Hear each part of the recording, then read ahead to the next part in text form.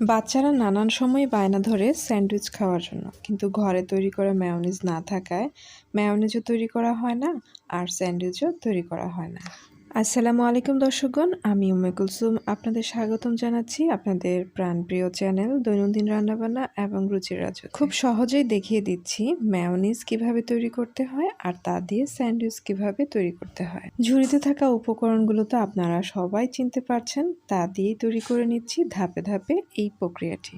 গাজর, শসা যেগুলোকে খোসা ছাড়াতে হবে সেগুলোকে ভালোভাবে ধুয়ে আগে খোসাটা ছাড়িয়ে নিচ্ছি, আর এগুলোকে গ্রেডিং করার আগেই ফাঁক দিয়ে কিন্তু মেয়োনিজটা তৈরি করে নিচ্ছি। হাফ লিটার পানি চুলায় গরম করে নিলাম। যখন পানিটাতে বলক আসতে শুরু করবে তখন যে কোনো ডিম নিয়ে এভাবে দুটো ডিমটাকে খোসা ছাড়িয়ে, তবে যাতে না ফেটে যায় এই অবস্থায় গরম পানির মধ্যে দিয়ে দিতে হবে। তবে অবশ্যই পানিটা গরম হতে হবে, ভালোভাবে ফুটতে শুরু করতে হবে এবং চুলার হিটটা মিডিয়াম টু মিডিয়াম লো হিটে রেখে এই ডিমগুলোকে দিতে হবে। আমি এখানে খামারের মুরগির ডিম নিয়েছি। খামারের নিলে এখানে একটু সাদা অংশের পরিমাণটা বেশি হয়, একটু পাতলা হয়, আর যদি আপনারা দেশি মুরগি বা হাঁসের ডিম নেন সেক্ষেত্রে সাদা অংশটা কম এবং হলুদ অংশটা বেশি হয় বিধায় এটা একটু ঘনীভূত হয় বেশি। আমি এখানে পানিটা খাবার পানি দিয়েছি, যেহেতু এই পানিটা অনেকক্ষণ বেশি আমরা ফুটাবো না, তাই নর্মাল পানি দিলে কিন্তু এই অল্প সময়ের মধ্যে জীবাণুটা থেকে যেতে পারে। আর অবশ্যই ডিমগুলোকে স্বাভাবিক টেম্পারেচারে এনে দিতে হবে। যতটুকু সম্ভব পানিটা ছাঁকিয়ে উঠিয়ে নিয়ে একটু ঠান্ডা হয়ে এলে এর মধ্যে 2-3 কোয়া দেশি রসুন, স্বাদ অনুযায়ী একটু মরিচের ঝালের জন্য মরিচ দিচ্ছি, 1 চা চামচ পরিমাণ ধনেপাতা কুচি দিচ্ছি, আর লাল চিনি দিচ্ছি 1.5 চা চামচ পরিমাণ। এখানে যে কোনো চিনি ব্যবহার করলেই হবে। সামান্য একটু লবণ দিচ্ছি আর 2 চিমটি গোলমরিচের গুঁড়ো দিচ্ছি।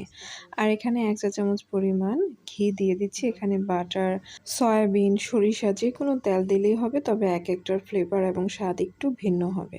আর এখানে আমি 1 চা চামচ পরিমাণ লেবুর রস দিয়ে দিচ্ছি। লেবুর রসটা একটু বেশি হয়েছে বিধায় একটু পানি পানি দেখা যাচ্ছে। আর এখানে আমি বেশি করে গুঁড়ো দুধ দিয়ে দিচ্ছি। গুঁড়ো দুধ প্রায় আমি 4 চা চামচ পরিমাণ নিয়েছি। এখানে একটু বড় চামচ ব্যবহার করেছিলাম, তাই এমন দেখা যাচ্ছে। সামান্য কম বেশি হলে কোনো সমস্যা নেই। সবগুলো উপকরণকে ব্লেন্ডারে নিয়ে জাস্ট 2-3টা চাপ দিয়েছি, খুব বেশি কিন্তু এখানে ব্লেন্ডার করতে হবে না, তাহলে তেলটা ভেসে উঠবে। আর তেলটা চাইলে স্কিপ করা যাবে। তাছাড়া ধনেপাতা, কাঁচামরিচটাও কিন্তু আপনারা না চাইলে স্কিপ করতে পারেন বাচ্চাদের জন্য।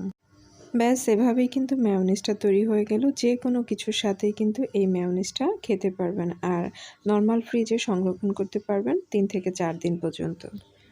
ডিমের মধ্যে একটু পানি থাকতে পারে, লেবুর রসটা বেশি হয়ে গেলে থিকনেসটা একটু পাতলা হয়, এগুলো অ্যাভয়েড করলে আপনারা আরও ঘনীভূত পাবেন।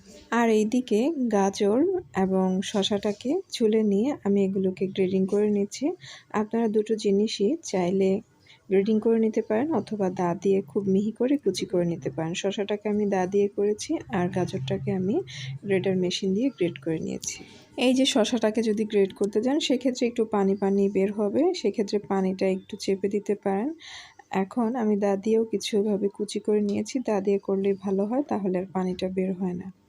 এখানে আপনাদের স্বাদ অনুযায়ী পরিমাণটা এখানে নিয়ে নেবেন। আমি এখানে আমার হাতে 1.5 মুঠো শসা কুচি আর 1 মুঠো গাজর কুচি নিয়েছি। কয়েকটি ছোট ছোট কাঁচামরিচ দিয়েছি যেগুলো একটু ঝাল কম, আর 1 চা চামচ পরিমাণ ধনেপাতা কুচি দিয়ে দিলাম, আর কয়েক টুকরো চিকন করে কাটা টমেটোর ফালি দিয়ে দিলাম। আর এখানে একটু গ্রেভিনেস আনার জন্য যতটুকু লাগছে, আপনারা যতটুকু পছন্দ করেন, বাচ্চারা যতটুকু দিলে পছন্দ হয় ঠিক ততটুকু পরিমাণ মেয়োনিজ দিবেন। তবে এখানে যেহেতু একটু লবণের ব্যবহার আছে, তাই এটা কিন্তু মেশানোর পর খুব বেশিক্ষণ রাখবেন না, চেষ্টা করবেন সাথে সাথেই দিয়ে দেওয়ার জন্য, না হলে কিন্তু এখান থেকে লবণের কারণে শসা, গাজর থেকে পানিটা বের হয়ে পাতলা হয়ে যেতে পারে। এখন পাউরুটি, যে কোনো শেপের পাউরুটি নিয়ে চারপাশ থেকে এভাবে একটু কেটে নিচ্ছি। সাইড কাটাটা হচ্ছে অপশনাল, দেখতে ভালো লাগে। আমি দুইভাবে করিয়ে দেখিয়েছি, সাইড কেটেও দেখিয়েছি, না কেটেও দেখিয়েছি। প্রত্যেক পরতে পাউরুটির এই পিঠ ওই পিঠে স্বাদ অনুযায়ী এখানে মেয়োনিজটা লাগিয়ে নিচ্ছি। এই মেয়োনিজটা দিয়ে কিন্তু অন্য কিছু না দিলেও হয়, এমনিতেই কিন্তু খেতে খুব ভালো লাগে। আর সরিষার তেল দিলে আরও বেশি ভালো লাগে, একটা ঝাঁঝালো ঝাঁঝালো ফ্লেভার আসে। এভাবে মেয়োনিজটা লাগিয়ে এখানে স্বাদ অনুযায়ী অন্য যে কোনো মাংসের কিমাও কিন্তু করে দেওয়া যায়, সেটা কিন্তু আরও বেশি টেস্টি হয়। তবে সিম্পলি করার জন্য যেহেতু এখানে ডিম আছে, একটু সবজি দিয়েই কিন্তু সুন্দরভাবে মেয়োনিজটা দিয়েই কিন্তু স্যান্ডউইচটা তৈরি করে ফেলা যায়। এবং এই মেনুটা একটা মেইন মেনু হিসেবেই কিন্তু কাউন্ট করা হয়, যেহেতু এখানে সব ধরনের পুষ্টিগুণ আছে। খাদ্যের 6টি পুষ্টি উপাদানই এখানে রয়েছে। এখন একটু সাজানোর জন্য মাঝখান থেকে এভাবে কেটে নিতে পারি। চাইলে এখানে একটু লেটুস পাতা দিয়েও ডেকোর করে দিতে পারেন। বাচ্চারা তো আসলে যে কোনোভাবে সুন্দরভাবে প্রেজেন্ট করে দিলেই কিন্তু এই প্রেজেন্টেশনটা পছন্দ করে। বা অনেকে আছে পাউরুটিটা একটু সেঁকে নিলে সেই পাউরুটিটা খেতে পছন্দ করে। তো দর্শকগণ, আমার রেসিপিটি যদি ভালো লেগে থাকে তাহলে আমার চ্যানেলটি সাবস্ক্রাইব করবেন, ভিডিওটিতে লাইক কমেন্ট শেয়ার করবেন, আর পরবর্তী ভিডিও পাওয়ার জন্য নোটিফিকেশন বাটনে ক্লিক করে রাখবেন। সেই পর্যন্ত ভালো থাকুন, সুস্থ থাকুন, পরিবার পরিজনকে নিয়ে আমার রেসিপিগুলো আপনারা ট্রাই করে দেখবেন এবং কমেন্ট বক্সে জানাতে ভুলবেন না। ধন্যবাদ।